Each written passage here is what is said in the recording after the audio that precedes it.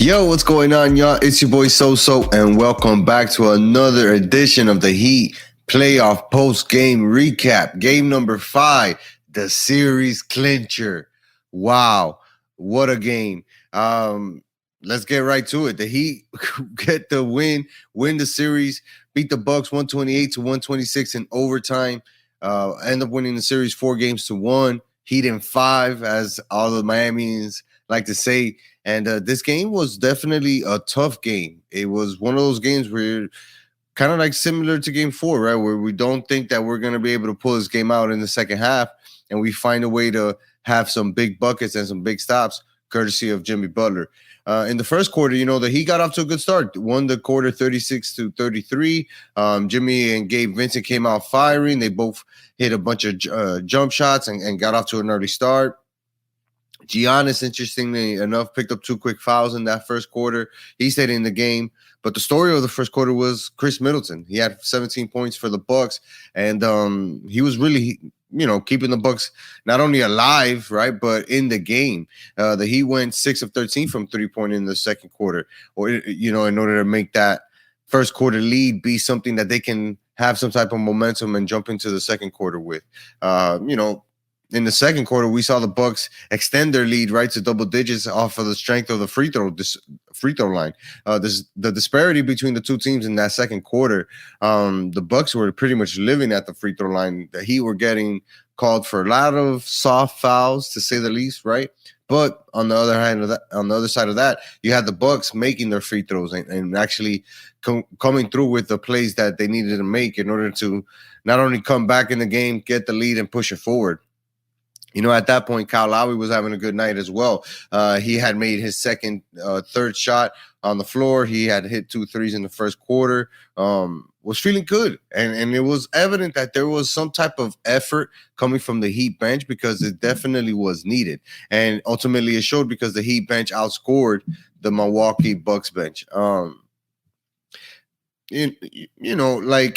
We thought about it a lot to say, is this the Bam game? Is this the game that Bam is going to show up and show out? And he kind of struggled in the first half offensively, but defensively, his effort was still there. He was still playing great defense in the paint, affecting shots for Brook Lopez, Middleton, and Giannis whenever they were trying to get layups or anything like that. And you kind of felt like heading into halftime, like, damn, it's a close game. Closer than what we expected. The Bucks go into halftime winning 69-63. After that, it was a good defensive quarter for the Heat. We saw them turn up the intensity. They started getting more tip balls, ended up with more steals.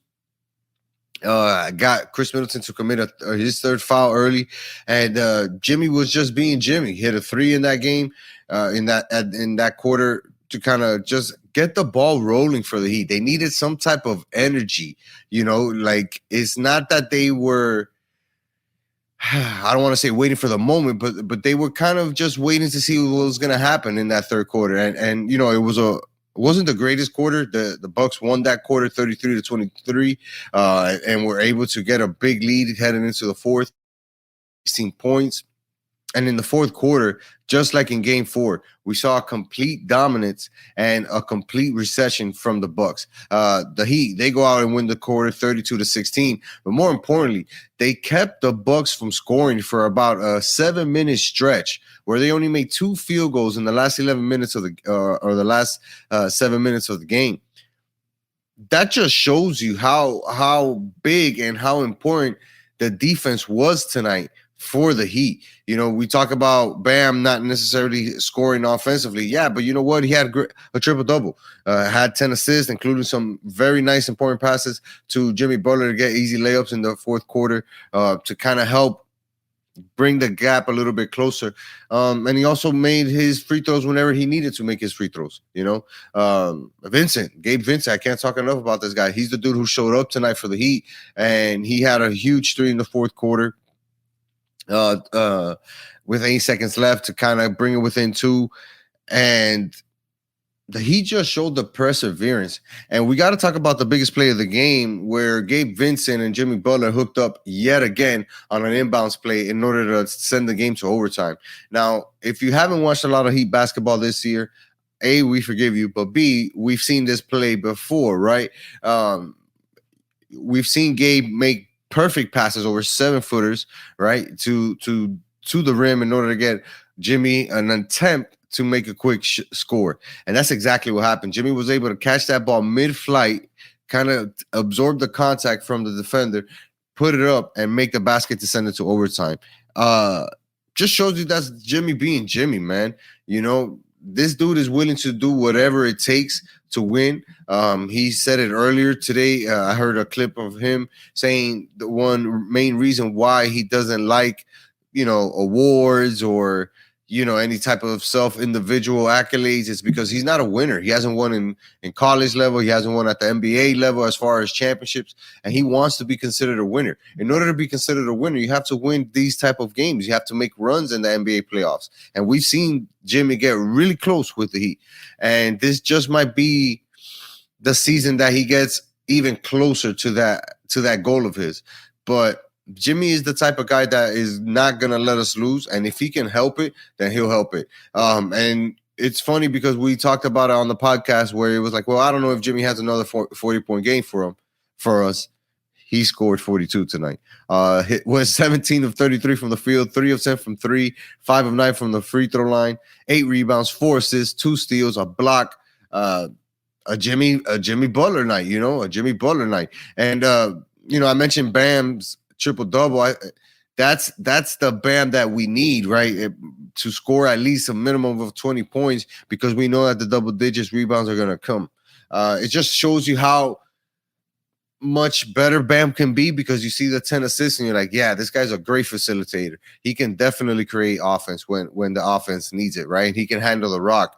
But overall, we got a great effort from our team, man. We got a great effort from guys that we normally wouldn't expect, right? Kevin Love threw in 15 points tonight. Gabe Vincent ended up with 22. We had 10 points from Kyle Lowry. Some big points from Mike Strus as well here and there from 3.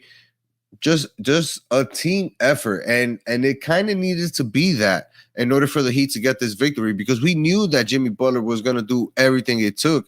We just needed him to have some type of support in order to get the victory, and now we get the victory. Man, beating the Bucks on their home floor in those in that overtime, not going to spend too much time on it because the Heat's defense just pretty much took over, and they were able to get really good looks and make theirs and force the Bucks into tough offensive possessions every single time. Hell, even the last play of the game where the Bucks had the ball, they forced them into a tough offensive possession because they were able to close out the first option. They closed out the second option. And then you end up with, what's this kid's name? Grayson Allen having the ball, dribbling, looking with his head down, not really paying attention to the clock. And time expires before they can figure out a play. That's Heat basketball. We're going to stifle you with our defense in the most critical of moments and make it really hard for you to make those decisions and those choices. And 9 times out of 10, we're going to come out on top, just like tonight. 128 or 126. Wow, what a victory, man. In OT, in Milwaukee. What a way to close out the series, what a way to close out the series and really build some momentum because if you think about it, this is not the same Heat team that we saw this season. It's just not.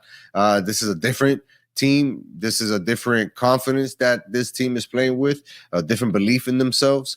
They're playing with 2 men down that were being counted on for production as far as rotation goes, and they're figuring out ways to win. And sometimes you need that type of grit. You need that type of reasoning to kind of, gel together and say, man, let's band together and make winning our main objective and our only objective. And this team being led by Jimmy Butler is definitely on that path. It's definitely on that path. This is the 6th time in the NBA history where a number 8 seed defeats a number 1 seed. I mentioned Bam's triple-double. That was very impressive. Giannis and Middleton both ended up with over 30 points. So, again, you think about surviving or taking their best shot, right, from the Bucks because those guys are monsters in their own right, and we were still able to withstand that and walk away with the victory. Interesting stat. The Heat trailed by 16 points entering the 4th quarter and won. It was the largest comeback entering the 4th quarter and series-clinching win in NBA history, led by Jimmy Butler, the history maker. I also have to mention this. Drew Holiday made that shot, that 3-pointer with 7 minutes left. Milwaukee made another 2 field goals over the next 11 minutes in the fourth quarter in overtime. Heat defense showed up when it needed to. These guys got big time stops. And for all the shit that we gave Bam this series offensively, he came to play when it came to defense. The whole team, rallies behind him when it comes to that defensive effort because they know that he's the best defender. And they stepped up. He stepped up. Jimmy Butler this series was a beast. 42 points, 56 points, 30 points, 25 points, 35 points. This guy, man, he really needs a street named after him. We're going to have to get it for him. And, it's not over because now they get to face the New York Knicks. Wow. That's going to be one hell of a matchup. You got the Knicks versus the Heat in the playoffs. Man, and you know what? The most exciting thing about that matchup is that right, that this series is going to have a lot of history behind it. Obviously, we can remember the battles that we went through, right, with the Knicks.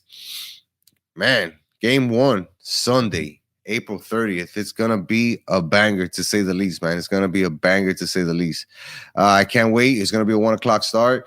Your boy's going to do the post-game first show. If not, I'm going to have my man Joel jump in. Faux show, because this Heat playoff run is definitely feeling special. And after this 4-1 series win against the number 1 Bucks, anything is possible, man.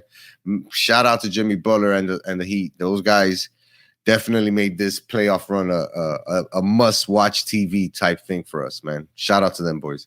You guys know what to do. We're gonna keep dropping these type of shows on a consistent basis as long as the Heat stay in the playoffs, and it looks like they're going to be in it for a while. So you guys to tell a friend to head on over to our YouTube channel, hit the subscribe button, hit that like button on our latest video, drop a comment, let us know what you guys thought about this game as well. And until next time, it's your boy So. Peace.